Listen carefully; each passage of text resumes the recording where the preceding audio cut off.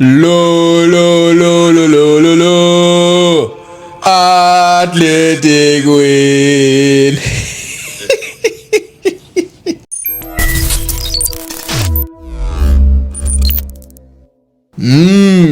2035, hein? T'as dit 2035, c'est ça? C'est bien ça, 2035? Ok. Prépare bien ton derrière, mon ami. 2035 de fessée comme ça, là, ça va arriver à chaque année. Chaque année, pendant 10 ans, tu vas te manger une bonne fessée. On va te tabasser comme il faut. Et on sera là à se moquer de toi. Lo, lo, lo, lo, lo, lo, lo. Athletic win. Athletic win, il faut gagner sur le terrain aussi. Parce que c'est bien de gagner un transfert. C'est bien de gagner une prolongation de contrat, de fêter ça comme un transfert. Mais c'est encore mieux de gagner des matchs. Et l'Athletic, je sais pas, c'est quand la dernière fois qu'ils ont même accroché un match nul contre le Barça. Et Nico Williams, c'est son choix. Il est resté dans ce club-là. Et on respecte ce choix. Bonjour les amis, j'espère que tout le monde se porte bien. Je suis très heureux de vous retrouver aujourd'hui. Victoire du Barça pour la première, pour le retour au Camp Nou. Fallait pas gâcher la fête, fallait pas gâcher l'occasion. J'avais tellement peur qu'ils le fassent, je vous mens pas. Et pourtant, ils ont fait un bon match dans l'ensemble. Première mi-temps, je vais revenir. Je sais que sur Twitter, les gens n'ont pas compris. En fait, peut-être que moi, j'ai pas su m'exprimer, j'ai pas su exprimer ce que je voulais dire. Et oui, beaucoup de gens ont interprété ça comme je suis pas du tout content. Mais c'est vrai que j'ai employé un terme. J'ai dit la première mi-temps, elle était dégueu. Elle était pas dégueu, j'avoue, mea culpa. Mais j'étais frustré quand je faisais ce tweet-là. Je vais vous dire exactement pourquoi j'étais frustré. Alors, déjà, installez-vous.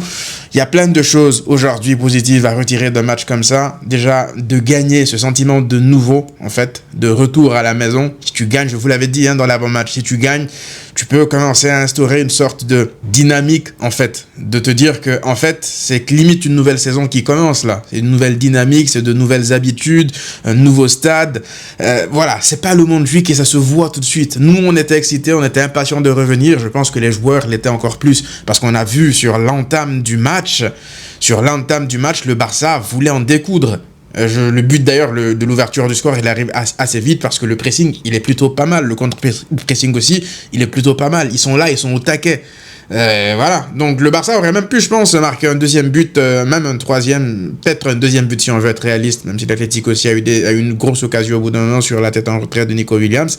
Mais j'ai trouvé en fait le Barça, dans l'envie, en tout cas sur l'entame de match, c'était très intéressant ce qu'on voyait. Et puis derrière, ce qui devait arriva, c'était un peu prévisible, j'ai envie de dire, quand t'as pas Pedri, quand t'as pas Frenkie de Jong, c'est compliqué les sorties de balles.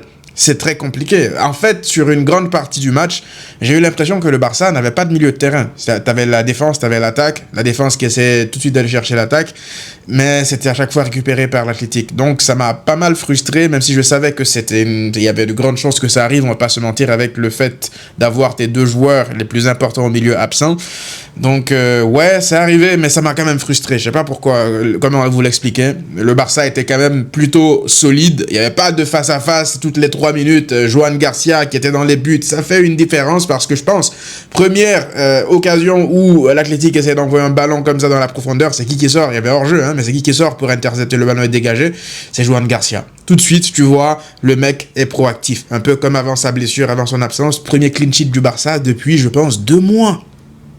2 mois. C'est n'importe quoi.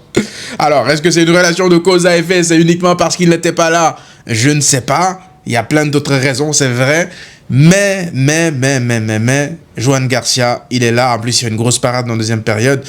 Je pense que ce n'est pas une coïncidence. Et le fait d'avoir un gardien de top niveau dans tes buts, ça fait une grande différence. La preuve, on voit dans les cages de l'équipe de l'Athletic Club, le mec qui est devant lui en sélection, Unai Simon, qui est censé être meilleur que lui, les 2 premiers buts que le Barça met, la frappe de Lewandowski, là, faute de main.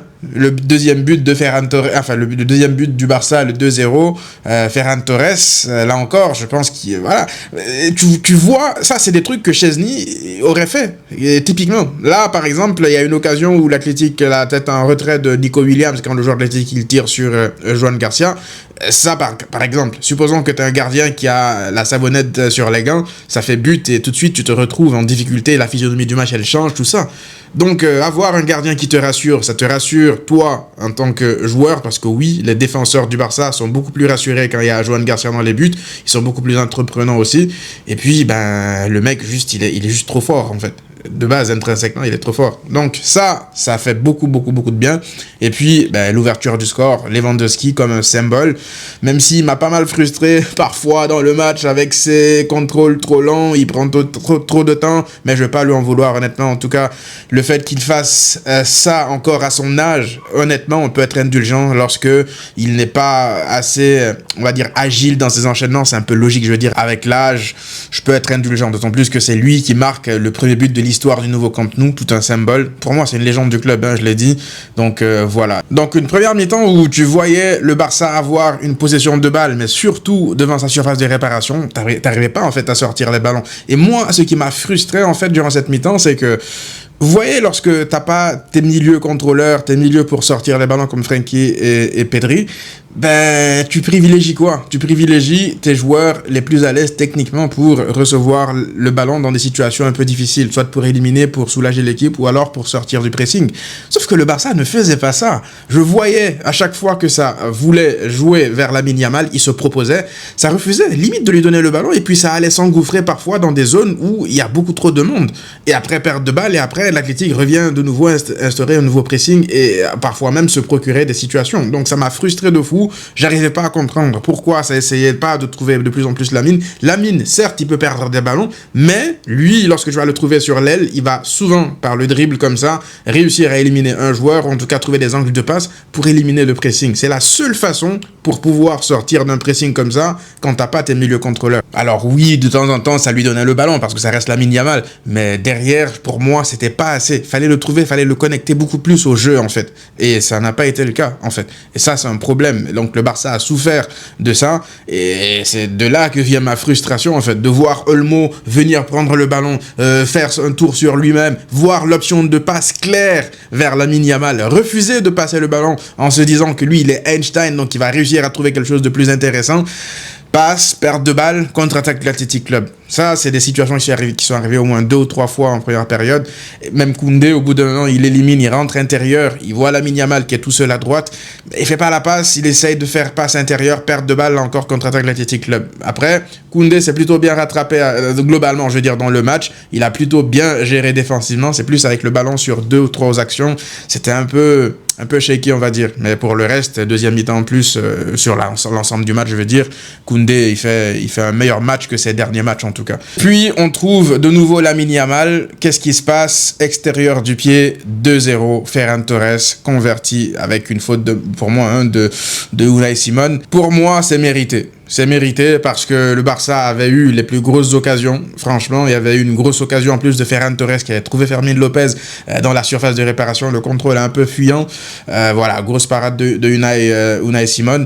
Et puis voilà, pour moi, voilà, tu devais repartir au moins avec soit un 2-1 ou un 2-0. Et tu rentres à la pause avec donc ce 2-0. Ça te permet d'entamer la deuxième mi-temps avec beaucoup plus de sérénité. Et là, je vois ce que je ne voyais plus depuis pas mal de temps. Ces dernières semaines, en tout cas, c'était pas le cas jusqu'à, encore une fois, la deuxième mi-temps contre le Celta. J'ai revu un Barça intense, un Barça qui met beaucoup d'agressivité dans le pressing et le contre-pressing. On a mis une sorte de tempête, vraiment, d'intensité physique à l'Athletic au début de la deuxième période, et ils n'arrivaient pas à s'en sortir. Et le troisième but, il vient exactement de là, d'un pressing, vraiment d'un pressing. C'est quand la dernière fois que le Barça a autant mis en difficulté son adversaire pour récupérer comme ça des ballons de la surface adverse? C'était la dernière fois contre le Celta, certes en deuxième mi-temps, mais ça a commencé à remonter maintenant. Donc le Barça a réussi à mettre enfin en place une sorte de pressing collectif, une sorte d'intensité à tous les niveaux en fait, et forcément ça se ressent sur le tableau d'affichage. Et qu'est-ce qui se passe du côté de l'Athletic? Ils pètent les plombs. Le rouge, pour moi, il vient de leur impuissance à créer grand chose, à voir le Barça les dépasser dans quasiment tous les compartiments du jeu. Donc qu'est-ce qui se passe lors des sorties de balles, lorsque tu arrives juste à travers ton intensité, ton énergie à sortir de leur pressing et à leur faire mal? Qu'est-ce qui se passe? Il y a la grosse faute de frustration du catcheur de Bilbao là, et puis à ce moment-là le Barça est revenu, on va dire, à 10 contre 10, et ça a équilibré, le Barça a repris l'avantage. Oui, 10 contre 10 parce que Olmo il servait à rien en fait, il servait à rien, je le dis, parce que même en deuxième période, lorsque Lamine Yamal le trouve sur des angles de passe où il est seul dans la surface, il prend tout son temps encore une fois parfois il frappe, il fait le crevard au bout d'un an alors qu'il peut décaler Ferran Torres. Donc ouais, Olmo, on a un sérieux problème là, Olmo. Parce que oui, lorsque tu es censé être contrôleur, frère, tu es censé toucher beaucoup plus de ballons, on te voit pas du match, c'est pas normal, Olmo. On le voit pas, et lorsqu'on le voit en deuxième mi-temps, il fait le crevard. C'est pas normal. C'est pas normal. À un moment où les places, elles coûtent cher au milieu de terrain, c'est pas normal de sortir des performances comme ça. En plus, il vient de sortir un gros match avec l'Espagne face à la Turquie. Tu dis, il arrive un peu en confiance, mais rien. Tu regardes à côté Fermín Lopez, le gros match qu'il sort, tu te dis, mais ils sont pas du tout au même niveau, ils sont pas dans la même galaxie actuellement. Il y a même pas débat de savoir c'est qui le titulaire actuellement. Si lorsque Pedri, je veux dire Frenkie vont revenir, Monsieur Olmo, ça sera de retour sur le banc s'il hausse pas son niveau de jeu. Parce que est-ce qu'on peut en parler du début de saison de Fermín Lopez? Il est quasiment buteur ou passeur à chaque match. Et son activité, alors oui, il peut avoir du déchet parfois, il dose un peu trop ses passes ou des trucs comme ça, mais quelle activité quand même! Quelle activité, c'est contagieux. Tu le vois récupérer des ballons, se battre, être au pressing. Même techniquement, il y a beaucoup qui disent que oui, Fermín Lopez, on ne dirait pas un joueur de la Masia, mais techniquement, Fermín Lopez, c'est très fort. Les contrôles orientés, juste ne même pas avoir peur de prendre des coups et de continuer sa course dans de petits espaces comme ça, ça permet au Barça, honnêtement, de se créer pas mal de situations et d'occasions, en fait. Juste par sa présence entre les lignes et son audace balle au pied. Donc Fermín Lopez, gros début de saison, honnêtement, on va pas se mentir. Et ça me fait réfléchir en fait lorsque tout le monde sera là, lorsque on aura vraiment tout le monde disponible. D'ailleurs, qu'est-ce qui s'est passé avec Baldé? J'ai pas eu les nouvelles, dites-moi en commentaire si vous savez, s'il vous plaît. Lorsque tout le monde sera là, franchement, cette équipe-là, elle est capable d'être à un niveau très élevé en fait. Donc j'ai hâte de revoir Rafinha aussi à 100%. Son entrée, elle était plutôt intéressante en électron libre comme ça au numéro 10, mais voilà, il a été à gauche, il a été au milieu, il a été un peu partout. Son activité, elle sera toujours là. On sait Rafinha, il essaie de se mettre en confiance, retrouver des automatismes, tout ça. Donc lorsqu'on aura du Rafinha, du Fermín, du Pedri, du Frenkie, tout le monde, même Rashford comme ça, je veux dire en termes de densité d'effectifs, tout ça, ça va nous faire beaucoup de bien. Pour l'instant, c'est vraiment de se focaliser sur les choses que tu fais bien, de continuer à bien faire les choses, à engranger les points, à prendre de la confiance pour faire douter le plus possible le Real Madrid et espérer qu'il lâche des points pour que tu repasses devant eux. On a vu aussi la fin de match, Lamine Yamal, de plus en plus, on le touche, il fait des passes, il fait des dribbles, voilà, l'action sur le 4e but du Barça, ça c'est de la magie, c'est de la magie pure, ça c'est Lamine Yamal à son meilleur niveau. Alors sur ce match-là, pour le coup, je l'ai même pas trouvé à 100%. Je trouve qu'il essaie de s'économiser sur pas mal de situations. Ça se voit qu'il est pas à 100%. La pubalgie, est-ce que ça y a un traitement qui lui permet pas, en gros, de jouer au maximum de ses capacités à chaque fois? C'est possible, mais tu sens qu'il essaye, tu vois, de jouer réservé, de ne pas trop prendre de risques, de ne pas. Après, il y a des prises à 2 aussi, à 3 parfois, souvent sur lui, donc c'est pas facile. Mais il laisse le jeu venir à lui, et ça c'est une bonne chose. Et quand le jeu vient à lui dans les situations parfois axiales ou sur le côté où il peut éliminer, mais ça fait des dégâts en fait. L'action sur le dernier but de Ferran Torres, c'est de la magie. C'est de la magie pure. Et dites-vous que là, on a un Lamine Yamal qui n'est pas à 100%, qui te sort des actions comme ça. Mais qu'est-ce que ça sera lorsqu'il sera à 100% en fait? Donc oui, ça nous laisse optimistes, ça nous laisse rêveurs de se dire qu'on n'est pas encore à 100% et on arrive malgré tout à avoir des joueurs sortir des performances comme ça. J'en ai pas parlé, hein, mais Eric Garcia, quel joueur! Qu'est-ce qu'il ne sait pas faire en fait, Eric Garcia? Et je suis sûr, Eric Garcia, tu le mets jardinier, la pelouse, elle sera dans un état encore plus spectaculaire que ce qu'on voit là. Eric Garcia, j'ai l'impression que voilà, peu importe où il joue, il est au même niveau. C'est pas le type de couteau suisse, vous voyez, à la Sergio Roberto à l'époque où ça, tu sais qu'il est moyen quasiment partout, alors ça lui arrivait de sortir de bons matchs parfois, mais Eric Garcia, il est bon en fait partout. Il a un QI foot très fort, il est très intelligent dans son placement, dans ses récupérations, dans son jeu balle au pied. Il est trop fort, Eric Garcia. Donc franchement, ça m'a fait plaisir en fait de voir le Camp Nou lui faire une sorte de standing ovation et de chanter son nom à sa sortie.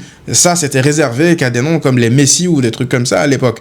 Et je pense que les gens reconnaissent le travail de l'ombre de mecs comme lui et c'est totalement mérité pour lui. Donc très très content de Eric Garcia. Faut vite qu'il prolonge parce que moi je le considère même pas en fait comme un remplaçant, ce mec-là. C'est le 12e homme, qui peut quasiment être le 11e en fait titulaire. La progression qu'il a eue depuis son prêt à Girone, c'est spectaculaire. Donc sacré gros joueur Eric Garcia. Donc voilà, je suis très très content de lui. Et puis t'as Ferran Torres qui continue, à chaque fois ça doute de lui, mais il est là, il marque ses buts, il fait ce qu'il faut. Un doublé encore aujourd'hui, voilà.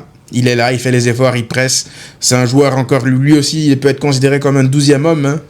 Ferran, dans ses bons jours, il est très très très intéressant dans ses façons et ses déplacements. Et voilà, Rashford absent, tu as ce qu'il faut pour gagner un match. On parle quand même de l'Athletic Club, l'Athletic Bilbao. Il y avait tout pour, avoir le match piège et lâcher des points ce soir. Un match retour au Camp Nou, ok, il y a l'euphorie, tout ça.